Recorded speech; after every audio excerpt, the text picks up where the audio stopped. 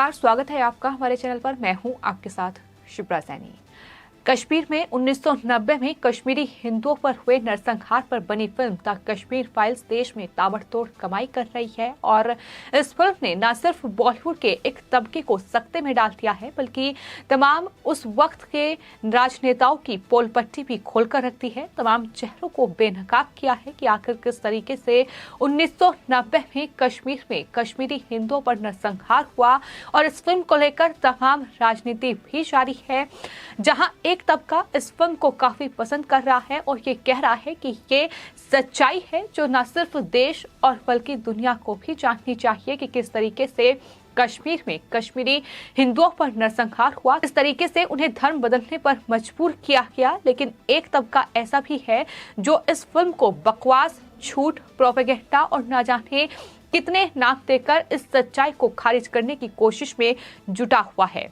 खासतौर पर इस फिल्म के बॉक्स ऑफिस पर हिट साबित होने के बाद अब जम्मू कश्मीर में इस फिल्म पर लगातार सियासत गरमाई हुई है। और उस दौर के जो नेता थे, फिर चाहे बात उस वक्त मुख्यमंत्री रहे फारूक अब्दुल्ला की जाए या फिर महबूबा मुफ्ती के पिता, जिस तरीके से उस वक्त केंद्र सरकार में केंद्रीय गृह मंत्री थे, तो ऐसे में महबूबा मुफ्ती भी बौखलाई। लेकिन उन सब के बाद अब फारूक अब्दुल्ला के बेटे उमर अब्दुल्ला, जो कि नेशनल कॉन्फ्रेंस के नेता हैं, उनका बयान सामने आया है। उन्होंने दरअसल अपने पिता फारूक अब्दुल्ला को बचाने की कोशिश की है और कहीं न कहीं उनके काले कारनामों पर भी पर्दा डालने की कोशिश उमर अब्दुल्ला की ओर से की गई है। उसमें उमर अब्दुल्ला ने ये कहा है कि द कश्मीर फाइल्स फिल्म में कई झूठी बातें दिखाई गई हैं। उस दौरान फारूक अब्दुल्ला जम्मू कश्मीर के मुख्यमंत्री नहीं थे, वहां राज्यपाल शासन था। देश में वीपी सिंह की सरकार थी जिसे बीजेपी का समर्थन हासिल था।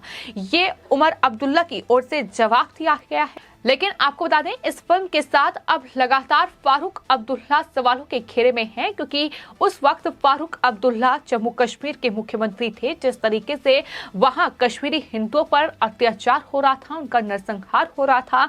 इतना ही नहीं, जम्मू कश्मीर के पूर्व मुख्यमंत्री रहे उमर अब्दुल्ला ने यह भी कहा कि उस समय कश्मीरी पंडितों के अलावा मुस्लिम सिखों ने भी पलायन किया था, उनकी भी जान गई थी। वो ये भी कहते हैं कि कश्मीरी पंडितों को घाटी से जाना दुखद था और दावा उनकी तरफ से यह भी किया गया कि नेशनल कॉन्फ्रेंस अपनी तरफ से कश्मीरी पंडितों को वापस लाने की तैयारी कर रही थी। लेकिन द कश्मीर फाइल्स फिल्म ने उनका प्लान बर्बाद कर दिया है। उमर ने कहा कि फिल्म के मेकर्स ही असल में कश्मीरी पंडितों की घाटी में वापसी नहीं चाहते हैं।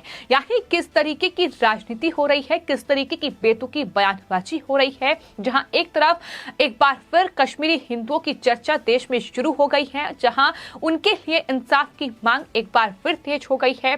ऐसे में उमर अब्दुल्ला ये दावा कर रहे हैं कि वो दरअसल प्लान कर ही रहे थे कि कश्मीरी पंडितों को वापस जम्मू कश्मीर में बसाया जाए, वापस वो अपने घरों में पहुंचे। लेकिन इस फिल्म ने उनका पूरा प्लान बर्बाद कर दिया।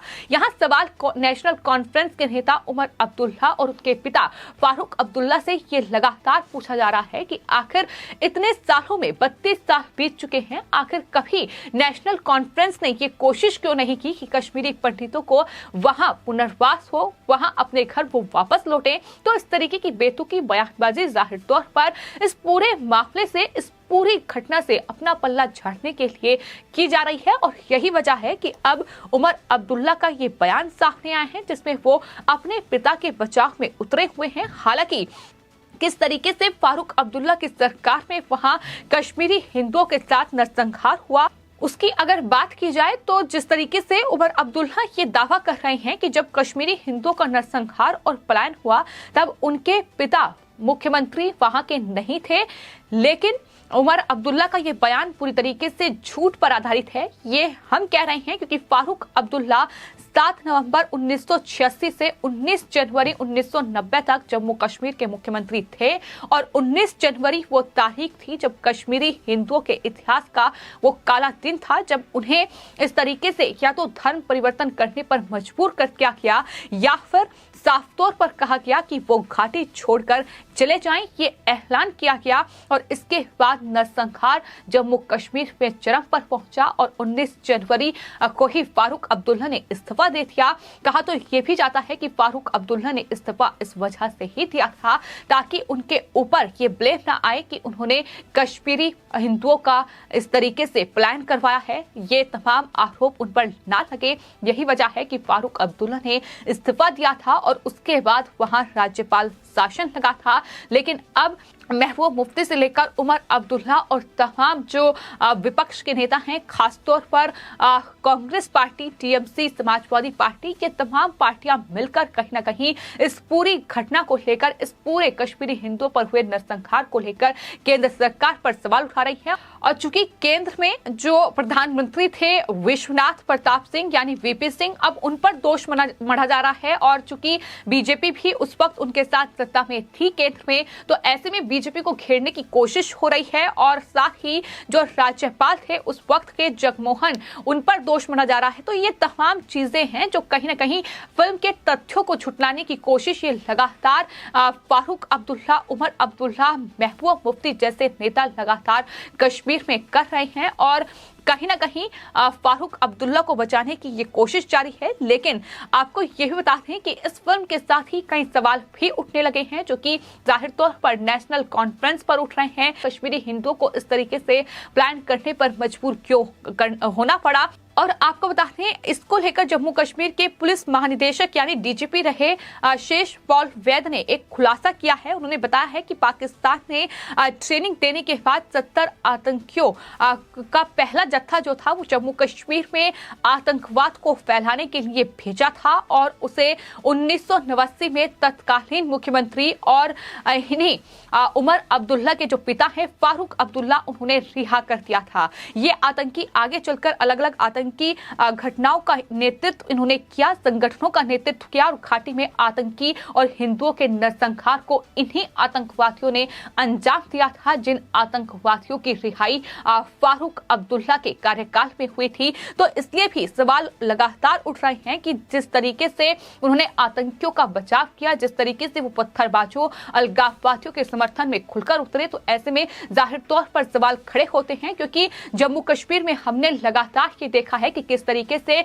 नेशनल कॉन्फ्रेंस के नेता फारूक अब्दुल्ला से लेकर उमर अब्दुल्ला और यहां तक कि पीडीपी प्रमुख महबूब मुफ्ती से लेकर जो तमाम अलगाववादी नेता हैं, जम्मू कश्मीर लिबरेशन फ्रंट के जो मुखिया हैं मोहम्मद यासीन मलिक, ये तमाम जम्मू कश्मीर के वो नेता हैं जिन्होंने कहीं ना कहीं केंद्र सरकार ने जो हाल ही में फैसला लिया, जम्मू कश्मीर से आर्टिकल 370 को खत्म किया गया और उसके बाद कश्मीरी हिंदुओं का जो लगातार विस्थापित करने की उन्हें कोशिश है, वो सरकार की ओर से जारी है कि वो अपने घर वापस लौटे, वो अपना कारोबार वहां शुरू करें। ये तमाम कोशिश है कि कश्मीरी हिंदू जो प्लान किए थे वो वापस जम्मू कश्मीर लौटें और अपने घर वापस जाएं। लेकिन ये तमाम लोग हैं जो आज भी 370 हटने का विरोध करते हैं। जम्मू कश्मीर की बदलती स्थिति इन्हें रास नहीं आती है। हालांकि किस तरीके से 1990 में नरसंहार हुआ, उसमें जम्मू कश्मीर लिबरेशन फ्रंट का जो मुखिया है मोहम्मद यासीन मलिक, उस पर भी ये आरोप है उसने वायुसेना के 4 अधिकारियों की हत्या की थी। अपहरण के साथ साथ अलग अलग मामले उस पर दर्ज हैं। और आपको बताते हैं इस पूरे मामले में अब दिल्ली की कोर्ट ने यासीन मलिक समेत 15 लोगों के खिलाफ यूएपीए के तहत आरोप तय किए हैं। रक्तपात, हिंसा और आतंकवाद से कश्मीर को भारत से अलग करना यासीन मलिक जैसे इन अलगाववादियों, इन आतंकवादियों का मकसद है। और यही वजह है कि बड़ी कार्रवाई हुई है। 2017 का मामला है। जम्मू कश्मीर लिबरेशन फ्रंट का जो मुखिया है यासीन मलिक, उस पर दिल्ली की एक अदालत ने ये बड़ी कार्रवाई की है और यासीन मलिक के साथ साथ 15 लोगों के खिलाफ गैर कानूनी गतिविधि रोकथाम अधिनियम यानी यूएपीए के तहत आरोप तय किए हैं। इस पूरे मामले में जो सुनवाई कर रहे थे विशेष अदालत के न्यायाधीश जस्टिस परवीन सिंह ने ये कहा है कि ये सुनियोजित साजिश थी। जस्टिस सिंह के मुताबिक उन्होंने ये भी कहा है कि इस साजिश का मास्टरमाइंड सीमा पार पाकिस्तान में बैठे आईएसआई जैसे हाथों में था और हर साजिशकर्ता मास्टरमाइंड के निर्देश पर काम कर रहा था और इसका अंतिम लक्ष्य जो था वो कश्मीर में खून खराबा, हिंसा, तबाही विनाश मचाकर उसे अलग करना था। यानी साफ है कि इन अलगाववादियों, इन आतंकियों के सहारे ही इस तरीके से कश्मीर को दहलाया गया, इस तरीके से वहां कश्मीरी हिंदुओं का नरसंहार हुआ। और साफ तौर पर ये वो आतंकी है जिस पर कश्मीर में कश्मीरी हिंदुओं के नरसंहार के सीधे तौर पर आरोप लगे हैं। वो सीधे तौर पर इस नरसंहार में शामिल था।